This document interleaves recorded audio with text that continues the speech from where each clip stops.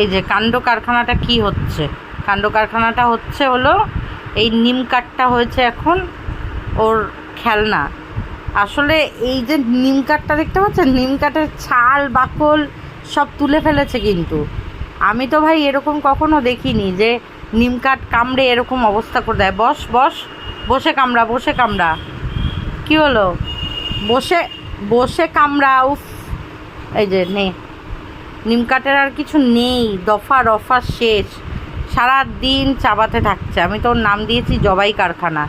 উচ্ছেও পর্যন্ত চাবিয়ে ফাতা ফাতা করে দিচ্ছে। মানে আমি তো ভাই এরকম দেখিনি কেউ।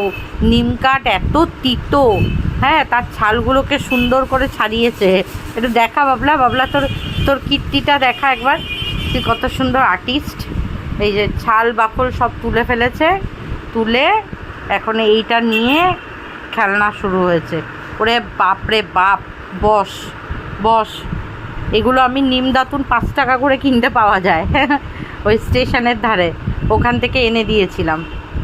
সব কটা শেষ। এইটা ফ্রিজের তলা দিয়ে খুঁজে পেয়েছে, খুঁজে পেয়ে এই যে এই অবস্থা। এখন সারাদিন চাবাতে থাকছে।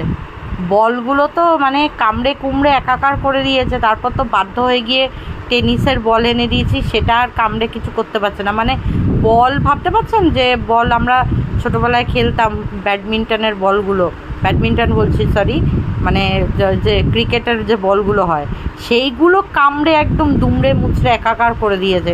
তারপর গিয়ে টেনিসের বল এনে দিয়েছি, সেটাও মানে এত ভারী, ধুম ধুম করে মেঝেতে পড়ছে, মাথা খারাপ হয়ে যাচ্ছে।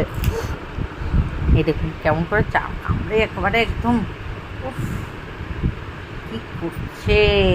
আবার হাত দিয়ে ধরে, আবার হাত দিয়ে ধরে কামড়াচ্ছে, গন্ধ শুকছে না। কী হলো, এই নিম দাতুন দেওয়াতে একটা সুবিধা, চিকেন ফিকেন খায় তো একটা মুখ দিয়ে ডগিদের একটা ব্যাড স্মেল কিন্তু আসেই। তো এই নিম দাতুন চাবালে ওই স্মেলটাও চলে যায়, প্লাস এদের দাঁতটাও মজবুত হয়। আর কৃমির তো ডিওয়ার্মিং করানোই হয়, কিন্তু ন্যাচারাল জিনিস তো ন্যাচারালি হয়। বাবলা বসো, সিট করো। এখন শুনবে কোনো কথা বাবু? বাবুর এখন এটা চাবাতে ব্যস্ত বাবু। বাবা কামড়ি একদম আওয়াজ হচ্ছে, কাট কাট করে কামড়াচ্ছে। বাবলা রে, এই যে শেষ শেষ, নিম দাতুন শেষ।